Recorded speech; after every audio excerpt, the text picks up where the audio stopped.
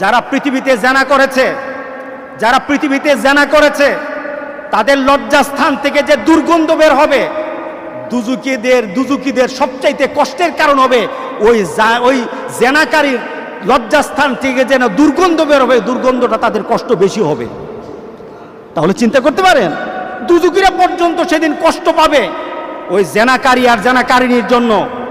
আজকে আমাদের বাংলাদেশে যেভাবে জেনা হচ্ছে, যেভাবে ধর্ষণ হচ্ছে, দুটো দিক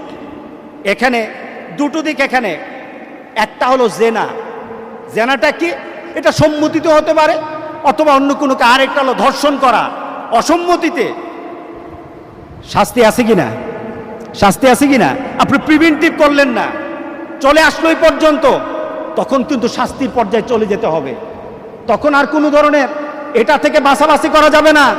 কারণ এইভাবে যদি সমাজ চলতেই থাকে, এই সমাজে আমাদের মেয়েগুলি রাস্তাঘাটে চলা তো দূরের কথা, আমাদের ঘরগুলির মধ্যে থাকতে পারবে না, ঘরগুলিতে থাকতে পারবে না।